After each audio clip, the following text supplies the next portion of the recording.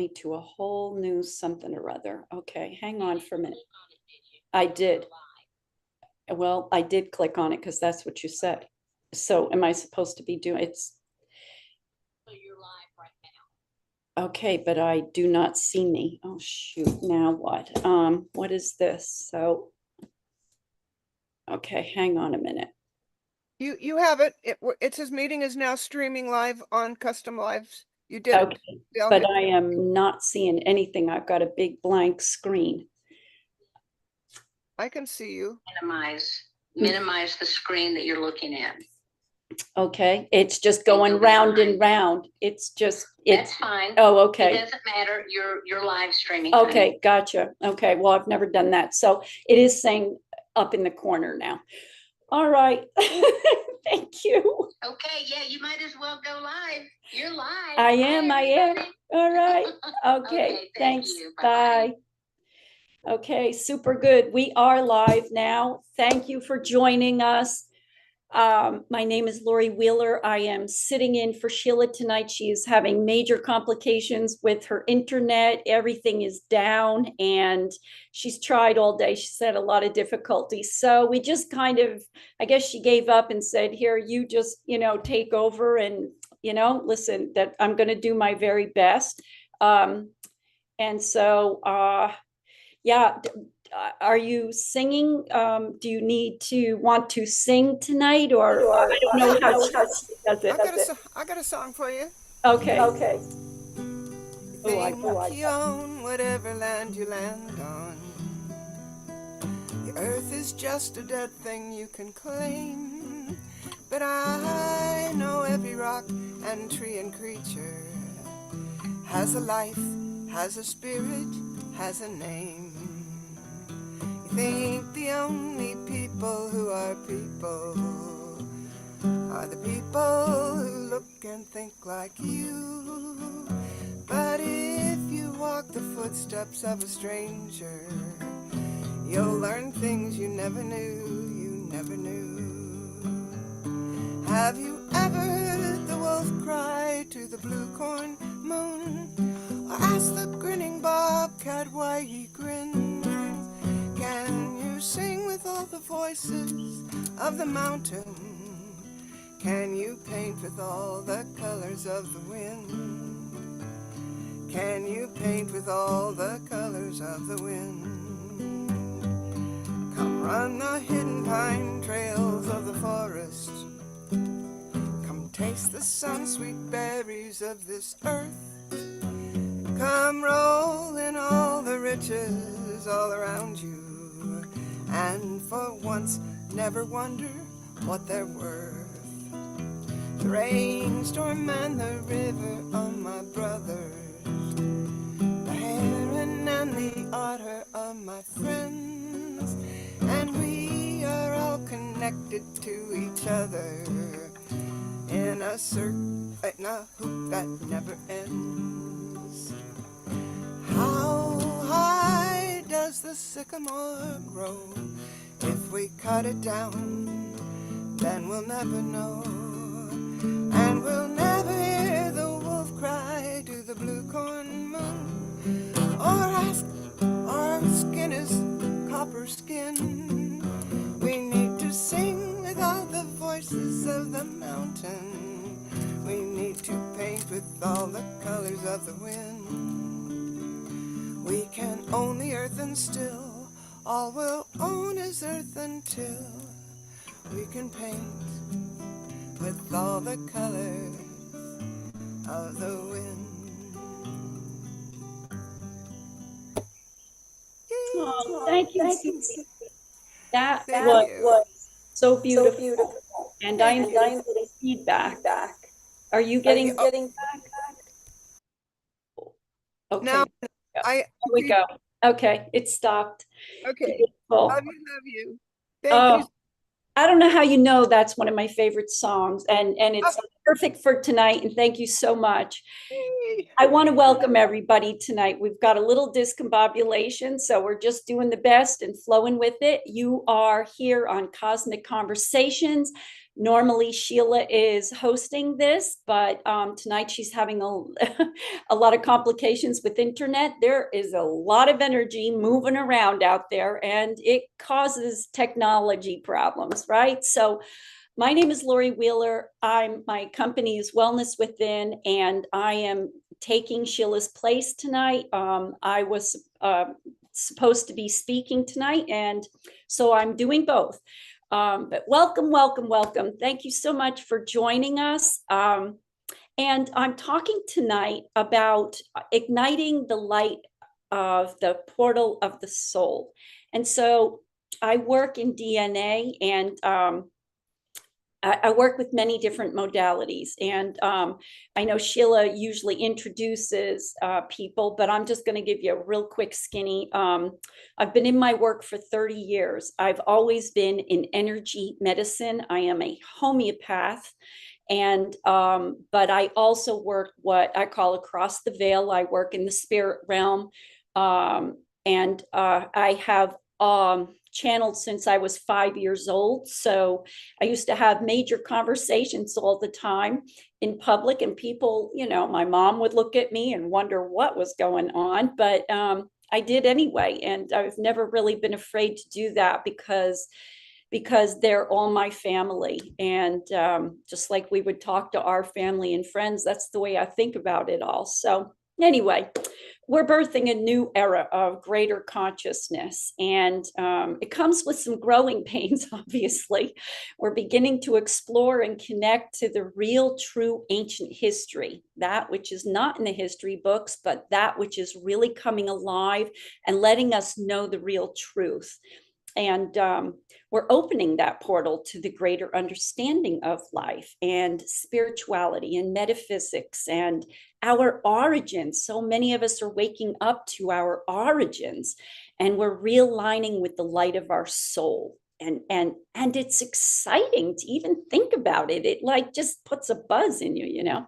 So we're bringing other times into this timeline now as well.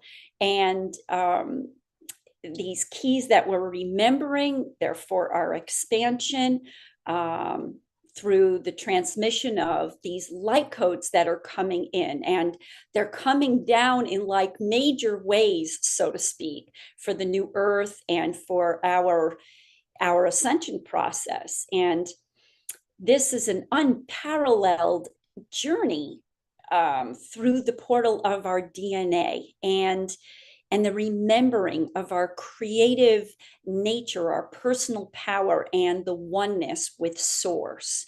So, here's a question I pose many people that I work with. Are you in alignment with who you are, with your spirit, with your blueprint? I myself, I'm a truth seeker. I always have been. I can tell when something feels not right. And I work in alchemical light, and I love it. I love it. It like lights me up. I get excited. People say, wow, I love your passion, because you can feel it. It vibrates all inside of you. And that we can share that with everybody as well. So it's about exploring and remembering, and then activating what is really needed at this time, and how it will assist us in our evolution. So I get, personally, I get a lot of opportunity to work with coded information. And one way is through my hands. It's called psychometry. And psychometry is sort of like opening up a barcode. When you touch something or you come near something, and activate it, that's actually activating it because you're connecting to it. You're now opening the information that is coded in that. And so many people bring me things like articles of jewelry. I can read the body, so I do medical intuition.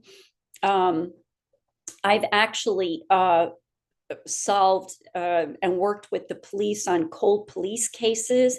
One of them, you may know, Charlie, that is part of Dwayne Oliger's Blind Frog Ranch. He's on the Discovery Channel. I worked with Charlie on a cold case, and the case was reopened, and they actually found the body, so that the family could put to rest the whole, their loss and such. I love going to different places and putting my hands on things and hearing what is in that information that wants to come forward, like spirals. When I was in Mexico, in Guanajuato, we went up the mountain and there were all these spirals, ancient spirals, 10,000 years old, and this huge, massive rock area. And I just put my hand on it and it started to open up and talk to me. And somebody said, well, what do the spirals mean? And it said to me, the spirals are the story of life, all of life. And so petroglyphs, they all talk in code as well. They all have information, codes and symbols. I also have a small piece of spaceship from planet Trenton. And I've read a lot of information through that as well.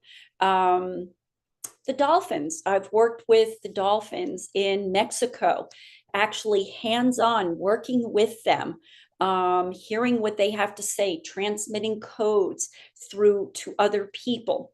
So coded information comes in many designs and applications, as I've just spoken of. So it can come through sound, light, in a written form, in verbal form, symbols, crystals, light language.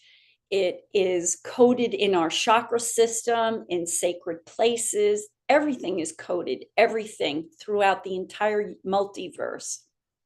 And some codes are their information designed for our human evolution. And so we hear sound and it is coded as well. And we translate it into a language that we know. But if somebody were to speak a foreign language to you, you wouldn't understand it. Yet it is a code, it is language. It's a matter of opening it up and understanding it. So sometimes it's also translated to us where we're not aware of it. Or sometimes, like a radio station, you're tuning into that particular code. That code comes in by way of a frequency or a particular pattern of energy. So how do we open a particular code or a certain code? And how we do it is like when you're opening up a channel, you know what you're looking for, you know, by tuning into it. So it must resonate the same in order to unlock it. And so it's like when you're tuning into that station, you know what you're looking for. You know, when you tune in, you've hit it. You understand, you know that it resonates with you. And so now we're activating our remembrance and our codes that are connecting and alivening in our DNA. This is very important because it begins a tuning in and alignment with the light that is coming in, that is speaking to us, or that has been dormant, that is waking within us. It adjusts our perceptions and it moves us through the density so that we can move into the alternate dimensions. And it offers a different perception of ourselves and our world around us. So I'm going to speak about a little happening that happened for me a little bit ago. I was working, or actually, there was a woman who was a nurse in a hospital, and she had a biking accident. She was somewhere mid-60s, good shape, always worked out and such. She hit a gravel rock. She went head over heels on her bike and fell and became paralyzed from her neck down. A tragedy, truly. And yet there's got to be a lining somehow in that for that person. So I was called in. I did not know the woman. I was called in by a very good friend of mine who was a friend of hers, and went into the hospital. I was there about a week after she had been there. And so when I put my hands on her and I began to work in her energy, what was told to me through the codes was to go into the time, which is a coded time, to go into the time of where the accident was imprinted.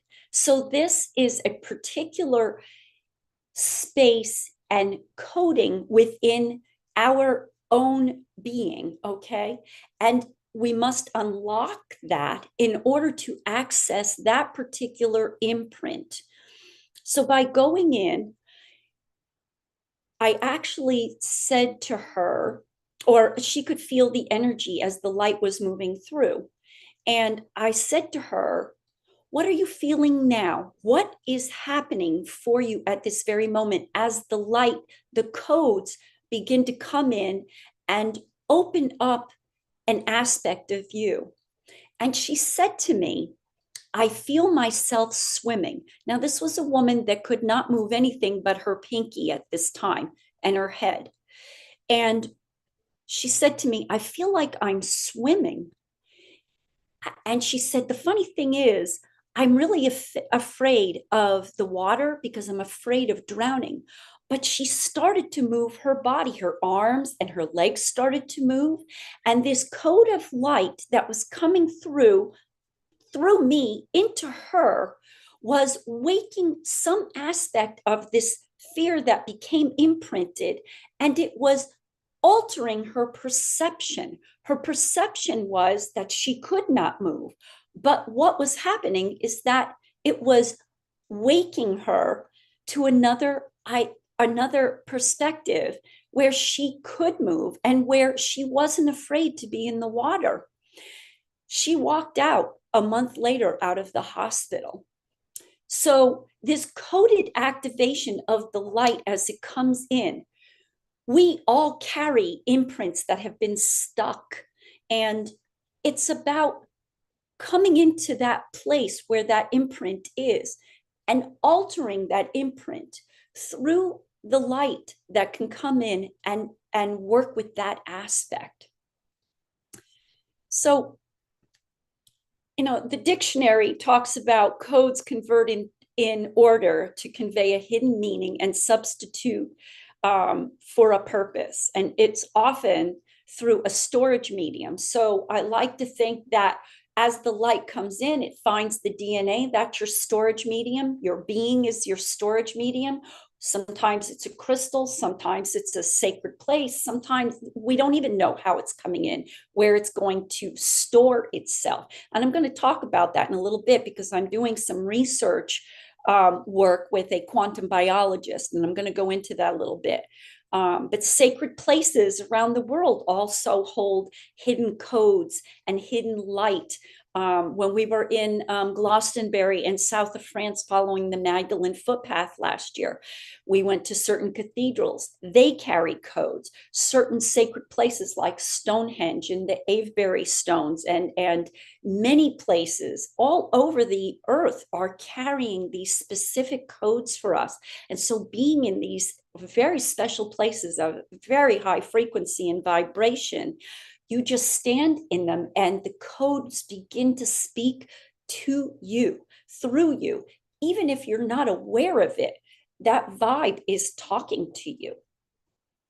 And it translates information into your antenna of your DNA. And your DNA is like an antenna. It's a portal of receiving and emitting energy, electrical energy. So I will talk about this. So your biological energy and your spiritual energy, they're both in communion and communication with each other. So like I mentioned, I'm doing this work with research work with Dr. Glenn Rain, who is a quantum biologist, and he works in subtle energy sciences. He's been with HeartMath. He was a professor at Mount Sinai Hospital, and his work and research is well published. It's like yay long to read all this information that he's done. I mean, he's just he's an amazing person to work with. And you know, I suggest if you want to know more information about his particular work, he's fascinating. He's a spiritual man, but he's also in the sciences, and so he puts it all together. And so he's on the internet. You can find his information. His name is Dr. Glenn Rein, Rein. And we're working on what and how subtle energy transmissions and the effects on DNA and how the DNA changes in response to these energies. And so this has been pretty fascinating for me. I just want to explain what subtle energy is for people that may not know what that is.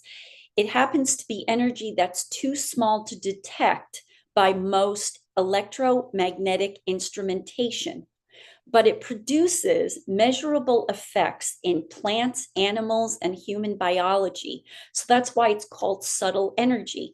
It's or anything that is alive, it's life force, or what we would call chi. And some subtle energies are actually faster than light. And one of those would be what you'd be familiar with is scalar energy. So I'm just reading some notes over here. Okay, and if anybody has any questions, please stop or put it in the chat or something. Okay. So working with Glenn, what my aspect, so he does his research science. He can take the information and he can put it into his equipment, and he gauges and comes up with the understanding through his information through his equipment. I channel information. I bring in the light from many different places. I work with the interdimensionals.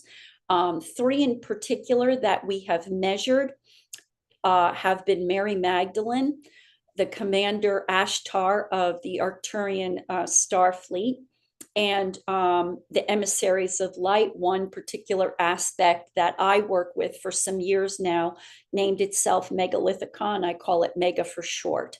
It is usually my go-to that I work quite closely with. We also measured a piece of the spaceship, like I said earlier, that I have. And this spaceship reads and has to do with refracting and how it bends light to move with energy with the craft. So that's pretty fascinating. And I could probably talk for hours about that in and of itself. And it continues to disclose information. Also, the interaction of this is through telepathy. So there's no instrumentation on this particular ship. This craft is completely intuitive. So being able to hear as it speaks is quite fascinating. It was something unique for me that I've never had that opportunity quite like that. I also have codes for a galactic stargate, and I work in these quantum photonic codes that read holographically. These codes were given to me some time ago. They've been sort of dormant and quiet, and now in the last couple of years, they have really made their way in the forefront, and I've shared it on many platforms. And I'll share more in a little bit about them, but they are amazing codes, chock filled with information. So they come from 5 different star beings of different star planets. And so let me see, Arcturians, Pleiadians, Lyran, Andromeda, and Sirius. And so they came together as a collective to share each their information, and they've been held in these quantum codes. And so now these codes read like a book, and they are for mankind, for us to understand how to navigate through our lives. And they give a lot of information. I'll talk more about them in a few minutes. So the work I'm doing with Glenn, we're looking at these different energies as they transmit in. And so what happens is we have a DNA. It's a sample of DNA after all of everything's been removed from it. In other words, the proteins, the lipids, everything that makes it its own particular unique DNA. So now, as that's been extracted, all you have is DNA, not of a particular person, but just DNA itself. And so what we're measuring is the conductivity of electrical energy that is transmitted into it. So he measures it, the DNA prior to, what is the amount of energy that is going into it. And then after I transmit these particular, this light that comes from all these different aspects and beings and codes and such. And so he has a way of gauging this through his equipment. And then we quantify it. It is absolutely quantified. And he has actually published this information in his research science. So what I'd like to say is that each one of these emanating lights, their energy that they transmit is different. The percentage of electrical energy is different from each one. And it comes through different bands of energy, ranges of energy that we call frequency, but they're bands of energy. And I'm actually told by Glenn, he's been in this, he's older than I am, and he's been in this a very long time in quantum biology research. I'm told that he says that very few technologies resonate with a higher effect than 50% in the DNA. So he's been doing this research for quite a while. So what he calculated with all of these different aspects were all of a higher percent of electrical conductivity into the DNA. They were 75% and higher. And the codes that I'm working in actually came in at 142%. That's higher than the med beds. That's higher than anything else that comes in. These codes are incredibly high frequency. They bring in all kinds of information. And again, he's quantified and published this. So I would consider that quite qualified information. So codes, there are codes for all different purposes. And these codes that I work with, they're quantum photonic codes. What they share with me and what they share with other people, they share healing. They actually create an opportunity for a different perspective, which is what healing is about. It's about alternating your perspective. They work in light communicating into the DNA. They activate and recalibrate DNA. They help us and take us to places so that we know who we are, why we're here, about the life before we came in, and our current life. And steps within each larger section of reality, which is what I gather is the densities, different stages of densities, and their sequencing and how one maneuvers through one density to the next. They're specific about this, and the transitioning and how to move through these levels, one level at a time.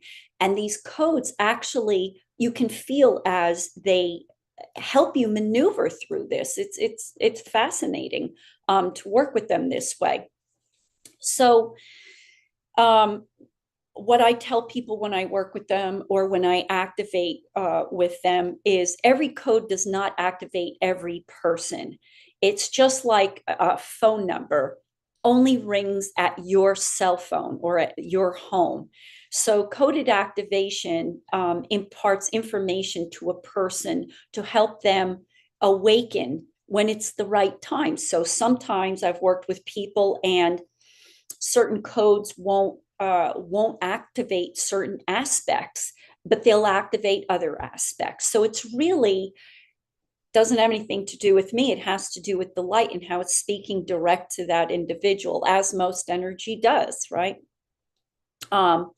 And starseed codes are designed and imprinted to help remind us of what we actually forgot, and that we're a conduit for communication, whether it be a silent communication or a direct communication.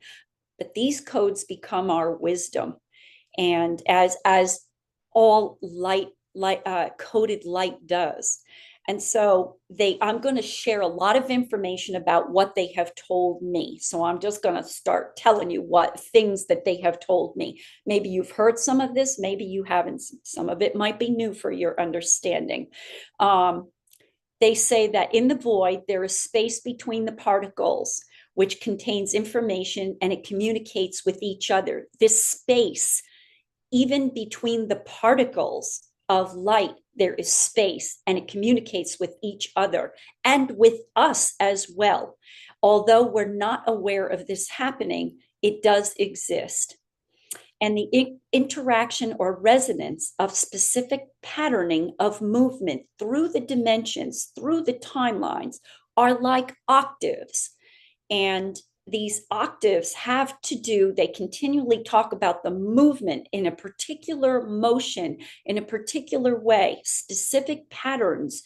They talk about swirls and spirals, like a vortex or a portal. And I'm going to talk a little bit more about that in a few moments. I just want to make sure I don't run out of time. The codes speak about wormholes and teleportation, and they're sharing pieces and this information. Sometimes it's a lot to wrap my head around because I'm not a scientist. I don't understand all of it. So they give it to me in pieces until I understand and I can move forward. That's not unusual, because when I work with somebody and I work energetically, say through medical intuition, until I completely understand what a specific happening is and I can relay that information, I can't move on to the next. So this is kind of the way energy works through me, and I'm fairly certain it works with other people that way as well. We need to understand what we're transmitting to other folks. What's being relayed. So in these wormholes and teleportation, it talks about it's a matter of deconstruction and a changing of physical energy so that it's not so dense. It's a different level of movement and patterning, and accessing the sequenced energy patterns to resonate with it so that we're in the right vibe. And so what I'm going to do is I'm going to show you. When I was working with Glenn, his computer screen went down. He was working on something on his computer screen went down. I'm over in another part of the room, and suddenly his screen turned pink and orbs showed up. So now I do not know how to get the orbs on, but I am going to show you what they look like. See how they're pulsing? Can you see that? They didn't say anything. They didn't make any noise. They just pulsed. And it was different. They were all different. It wasn't in a random pattern. But they spoke to me. I asked what they were talking about, and they were telling me that they were present and that they were tuned in and that we were tuned into them and that the codes were being activated. And this is physical evidence. They chose this moment in time, that this was physical as evidence, and that they were recalibrating and awakening, and that we were hearing within the particles of light. So I don't even know what to say about that, because it was just so amazing that it happened at that moment. He and I both looked at each other and we were like, our mouths just dropped, Nothing like that had happened or has happened since. But I love the fact that they knew that this was very important for us to know this and for this research. So they transmit to those that are receptive to them. So they won't transmit to everybody because it's about being receptive, being open. And they've been downloading for a long time here. They transmit actually to the ley lines around the earth and the energy grid also within the earth and other planetary systems that communicate. So that's interesting. I like that all these systems are speaking as well to us. And we kind of know this if you're, if you're in touch with what's happening. It gives information through equations. It started to give me equations. I'm not a mathematician or a scientist, so I don't know what these equations mean. But the Egyptians knew what these equations were, and they brought this information to those that came and went, brought this information and left it behind in the pyramids and the Sphinx. And there's information there for us to know. So one being that I work with, she is the Sphinx. Now, there were two Sphinxes. There was a male and female Sphinx, feminine Sphinx. And the one that is here today is the feminine Sphinx. And I have worked with her from time to time. And she says to me that everything that humanity needs to know right now is held in this place, in this sacred place of Egypt. It carries all the coded information that is necessary.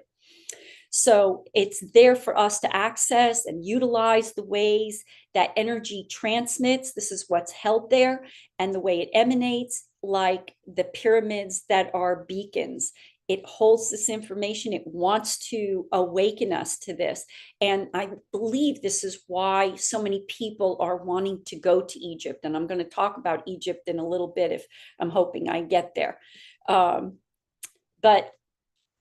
Because I'm taking a retreat to Egypt in November. So I'm going to just give a little information about that.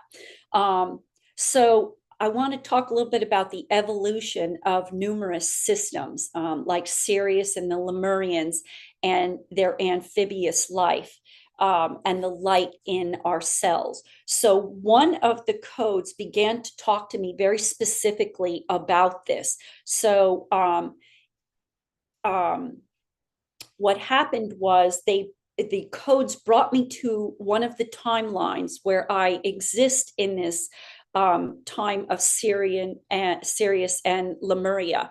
And I'm working with 3 others in a high-tech lab, working in biology and advancing the species through regeneration and healing.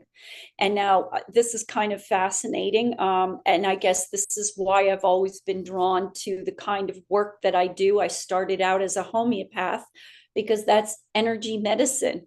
And so I believe that I've just always kind of been in touch with this aspect of myself, besides the fact that when I was 11 years old and in the swimming pool, my parents couldn't get me out of the swimming pool. I was constantly under the water. And I really, when I wanted to grow up, I wanted to be some type of an aquatic, what I would call a ballet or movement dancer in the water, because it was just so fluid and it just felt so right for me. So I was, reliving a lot of this time. So what the codes speak very specifically about, one aspect, they talk about healing, and they've given me all this information about the way the healing occurred through Sirius and the Lemurians. They talk about how the body repairs itself through a kind of exchange, like fluid or liquid that glows. They literally showed me a picture of a mer person. Okay, I'm not going to say a mermaid or a merman. It was a mer person. That's a good question about, can the Egyptian codes be accessed remotely, or do you have to be in Egypt? I don't know. That depends on who you are and your access into your connection to Egyptian timeline. Okay, so whether if you connect in, then I'm sure the codes would speak to you about being in a place that's highly activated. I can tell you, it's just so very different to stand in that energy. And I've been in many places, and I've taken many retreats all over the globe, and there's nothing like it. And before I go into this, I'll just tell you really quick. When I was in Peru, I was at the doorway of Aramu Meru, and with Jorge Luis Delgado, who I don't know if anybody knows him. He's quite the connector and brings many people on retreats. Well, he's the one who actually found this doorway. It's an interesting doorway, and he brought us there, and we each had an opportunity. And there's 3 doorways. There's 2, one on each side, which are curved out of in the stone. It's a megalithic stone structure, 2 curved inward, where you would stand in them, and then one in the middle that it almost looks rectangular, but not exactly quite. And there's a little curvature where you would put your third eye. So I went into the first one. I don't even remember what I did in the first one. I could just feel the energy. But I went into the other doorway, the opposite side, curved one, and I could feel myself dematerializing, which is the most strangest feeling. And there's no way to really describe it. There's no words to describe it, except I felt like my physical body was actually leaving, sort of like, on Star Trek where they say, beam me up, Scotty. I actually felt like I was just losing my body. And then I went from there into the middle doorway. And the middle doorway, the portal opened up, and 3 light beings showed up. They were just light, but they were definitely distinct 3 beings. And they asked me if I wanted to go with them. And I declined because I said to them, I have things and work to do here. And I was, thank you so graciously for asking. Today I might answer differently, but back then I still felt like I wanted to be here, and I wasn't sure if I would return. And it kind of took me by surprise, their question. But they also gave me a great gift. And the gift was, they gave me the opportunity in that moment to experience the most magnificent part of my soul I have ever experienced in my current life right now. And there's no words for it. It's just light. That's it. That's all it was. And when I walked away, people said there was such a glow around me. So in answer to the question about do you have to be there or not, and it's sort of digressed, it's about being in a place and the magic that happens in a place. So anyway, back to the healing. So talking about this glowing fluid that comes, I actually saw this mer person, and they were telling me that if something were to happen to their physical body, that the fluid, like what we would call our blood, that would come, would be there, that you would see this fluid, that it was constantly in a phase of regeneration. In other words, they were in a constant healing process, constantly. Their being knew how to heal constantly. And also the water they were in. So it was their entire environment. And they said to me, it's a little similar to the technology like stem cell repair. But stem cells, they replicate and regenerate healthy cells, but there are only certain aspects, like I think the brain, the lungs, the liver, and I think there's a couple others that actually stem cells will work with. It's not the entire body. So it's a little bit like that. And so that was one aspect. They tried to explain it to me so that I would have an understanding of what this was like.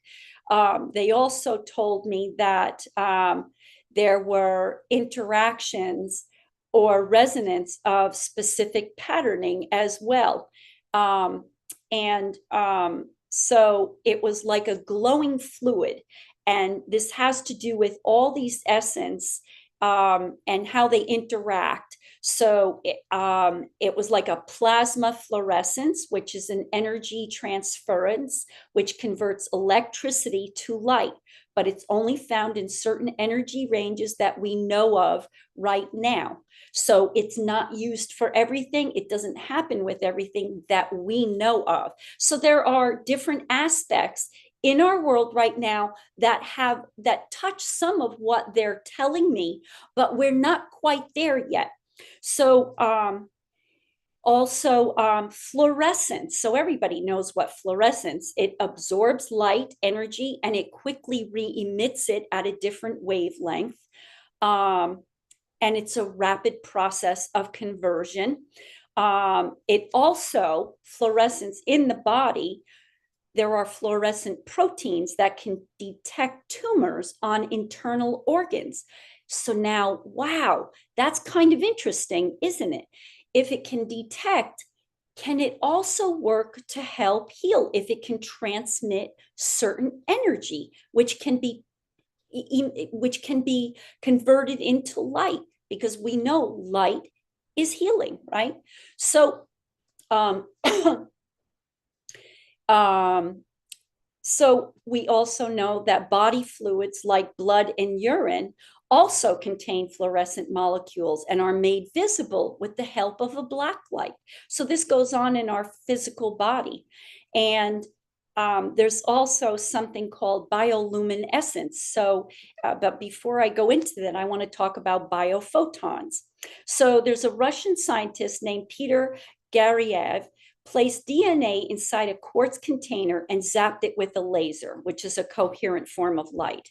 And the DNA, I love this, the DNA absorbed the light and it stored it for up to 30 days inside a corkscrew-shaped spiral in an exact blueprint of light reflecting that DNA pattern.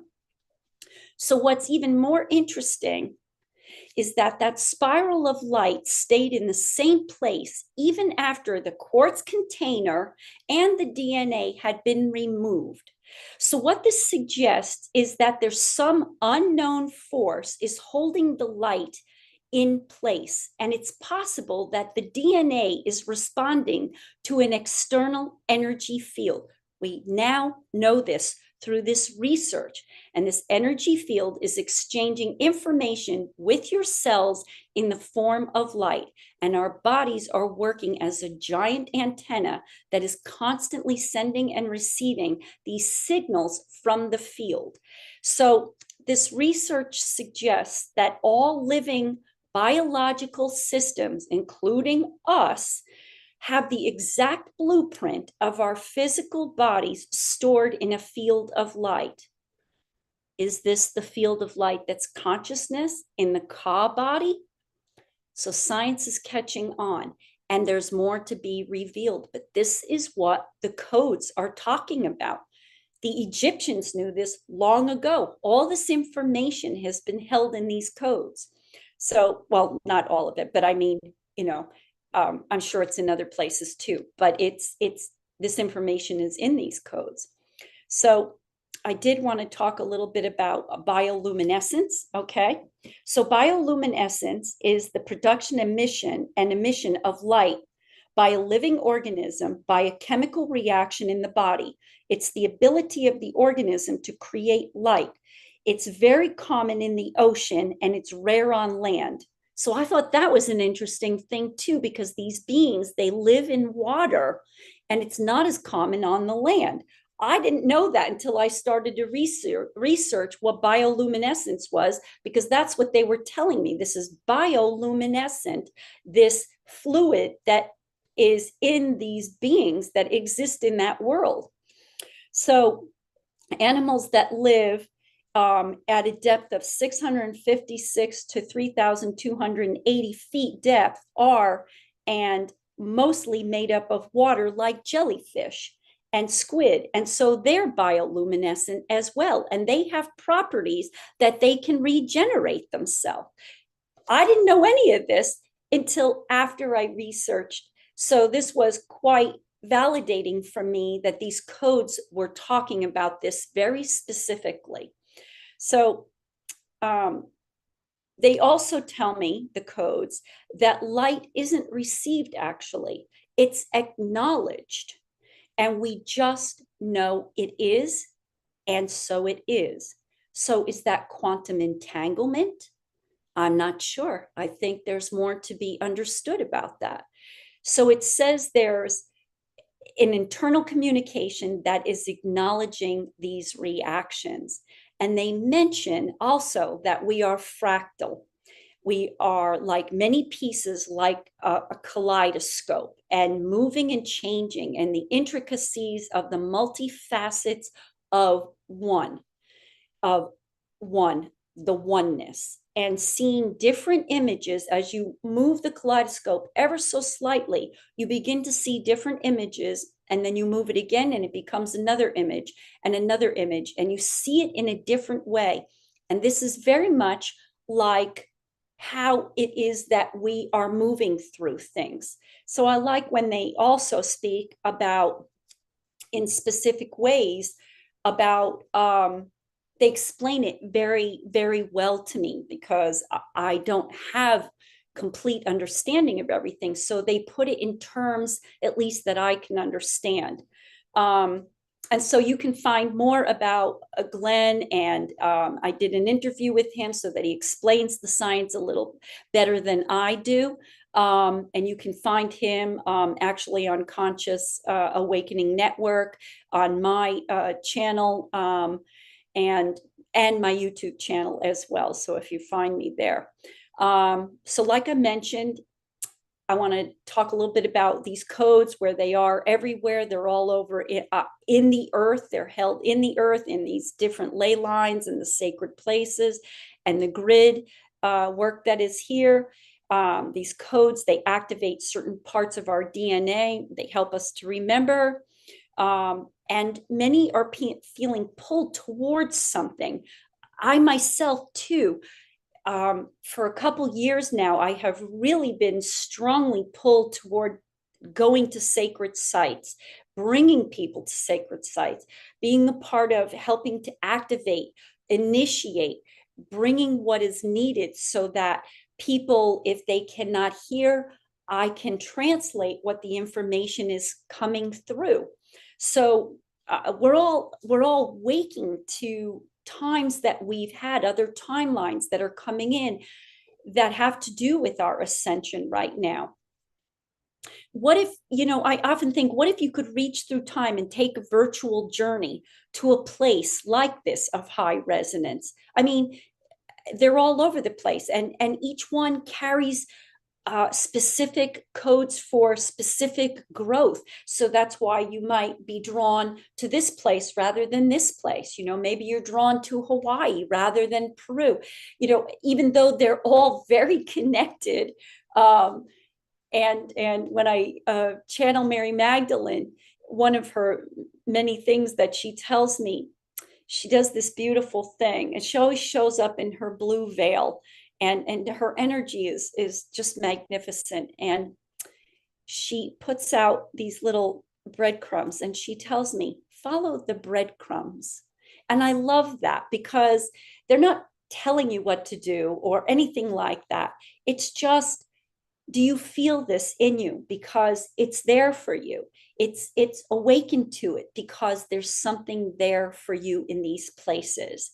So these places, like I explained before, they're high energy, and they bring a lot for us, so and the codes reveal so much. These codes have revealed so much for me personally, and they've revealed so much for many people. Actually, on my YouTube, I did a session. I recorded the whole session of what it looked like and then what the person went through. And she's a light worker. She said so much information, so much energy came through her, she nearly fell off her table. She said she's never had that reaction before. So it really lit her up. And she talks about what it did for her afterwards. So the whole thing is on my YouTube channel as well.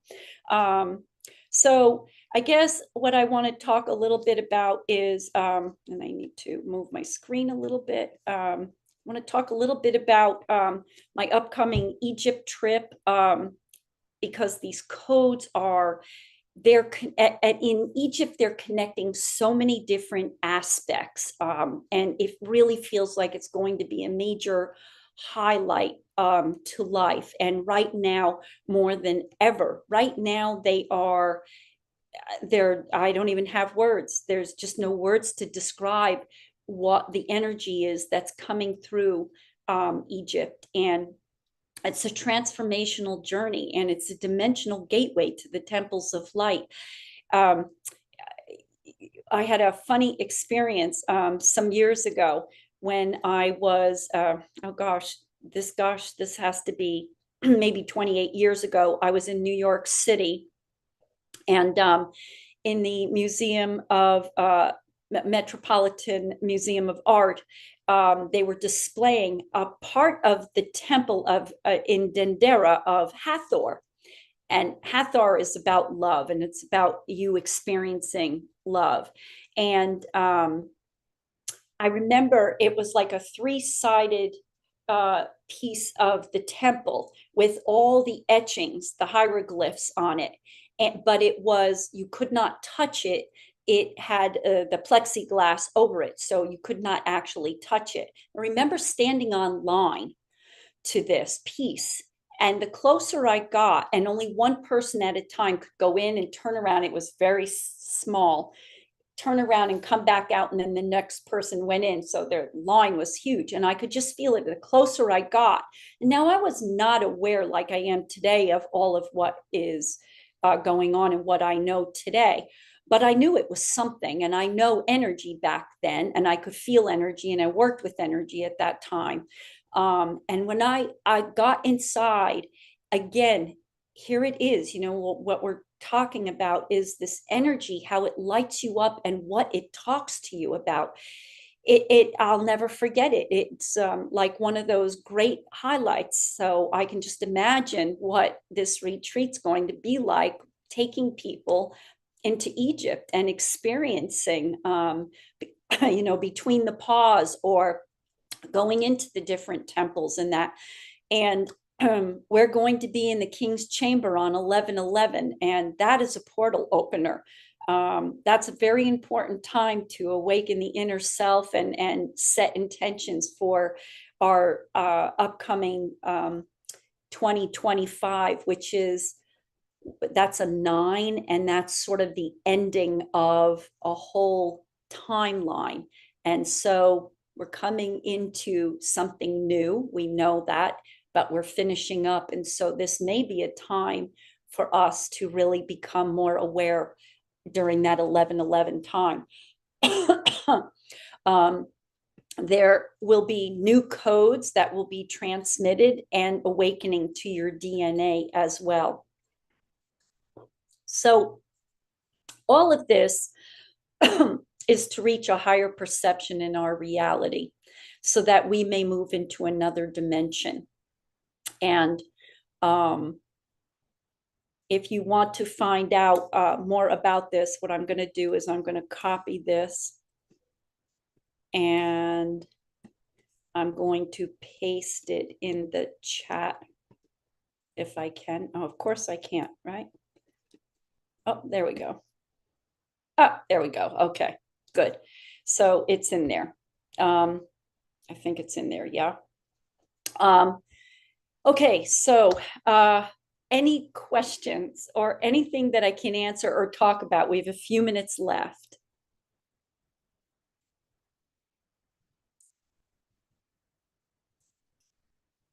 Everybody is muted. Okay, do I have to unmute anybody? Okay. Yeah, so go ahead, Julia. There you go. Okay. Yeah.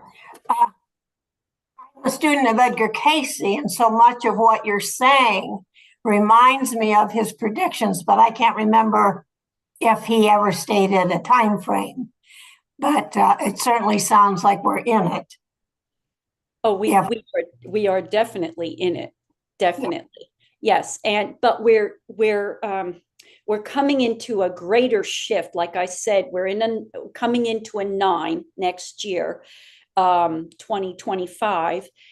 And, it's a time where we're finishing up things. And so, there's a lot of these great milestones, I'll say, along the way. We're coming in August to the Lion's Gate 8-8, and that's a great portal as well to work with. So these are when this light is so active, and when we can bring it into us just through our intention. It comes to us anyway, but becoming more aware of it at that moment or working with it helps us to become more in tune with other timelines, what we're doing here in a deeper way, more about our capabilities. I can't say 10 years ago I could speak light language, and today it just comes through like this. So, and I've seen this with other people too, where their abilities just, they wake up to them. So, these gateways, these portals that become activated at certain times and in certain places, they're highly charged, and they bring this opportunity for us to wake to, for us to become more coherent to it. And not only to just become coherent, but to take action with it. So many times, we need to actually do something with it, So like, what if I could speak light language? Well, what do I do with it? Well, okay, you can't keep it to yourself. You want to be able to share it. You want to be able to do something with it. You want to be able to create an action with it as well. So that became very important for me in my work. And I know it has for other people as well. People that are waking up, they want to know what to do with their capabilities, how to bring them more into the world. So, yeah, anyway, a roundabout way to talk about that. Anyone else have anything they'd like to share? I just want to say, wow. Uh-oh. Really, wow. I mean, there's just so much. And I want these light codes. I mean, I want some. Yeah. Well, I once in a while I'll do a live activation. So Beautiful. if you connect through my website, I'll put you on the email list. And when I do, I send out a newsletter that I am very soon going to do another one. And then I also do private ones for people, because that takes them through a lot of their story. One gentleman I worked with, it took him, so I work with Toth quite often. Actually, Toth is quite one of my beings that comes to work with me quite often. And Toth took him down into the underworld and helped him get on to what it is that he's really supposed to be doing in the world, and to activate that. So before that happening, he wasn't quite there. He didn't know what to do with himself quite to that extent. And so the codes really helped not only give him visual, but really activated that in his DNA as well, and turned him, walked him through the underworld. Not everybody gets to do that. I'm going to tell you, the underworld, you have to be very careful in the underworld.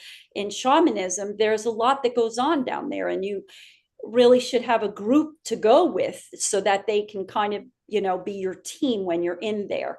When I do soul retrievals, sometimes I have to go to the underworld. And so, but this brought him right through into the light, and he had a much greater awareness. So we never know what they're going to do. They're unique to you. So, but as a whole, as a group, it's a great activation as well.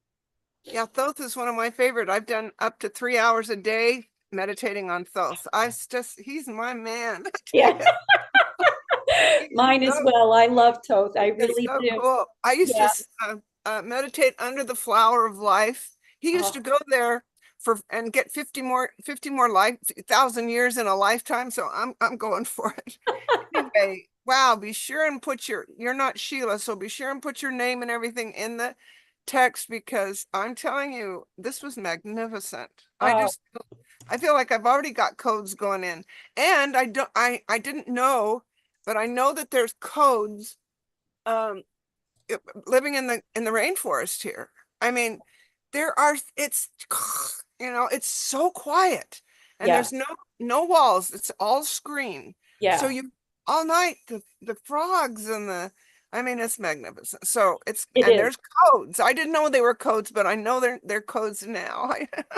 Yeah. Oh, yeah. Oh, they do. They speak. Well, plants. I mean, I'm surrounded by plants too in my home here. I have lots of plants and they all have their own unique signature. And when you go in, into certain place, you can see what they really look like, their spirit. That's where you get to see what's behind the veil, what that really looks like, what their energy is. I had a dog years ago, it was part collie, part shepherd, and my son wanted a wolf, and I told him really we couldn't have a wolf, but this would be the closest thing we could get to. She was a magnificent being, but she was getting ready to pass at later in her life, and I went in because I had a smaller puppy at the time, and she was more like the grandmother to the puppy. And so I thought, well, how am I going to tell the puppy that she's leaving? She's been there with her for her life. And so what happened was I went in, and behind the scenes, so to speak, as I call it. And there the two of them were. And my dog that was getting ready to pass, she was a dragon. She had been with us as the protector and this most magnificent dragon all this time. Beautiful, beautiful dragon energy. And she just illuminated me to dragons way back then. And then my little puppy, she was like a Cindy Lou Who on Dr. Seuss. She was just this little young, vibrant little thing. And so they had this communication, this most beautiful communication. But they just look like dogs in 3D, right? And had I not gone, and that taught me so much to go in and always see what's behind the energy. And so I love being in that place. I love exploring and working with people in that. And I love taking people to be able to see that. And so I feel like the codes offer that opportunity as well. So, So well, beautiful. thank you so much, everyone, for being here and going through this evening with us. And I just appreciate all of you so very much. And I hope I haven't bored anybody to death. So we'll just close out tonight. And anybody, all the information's there where you can find me and such. And yeah, we're at the top of the hour. So thank you again. Many blessings to all of you and much, much light to all of you. And keep shining your light. Thank you. Be well.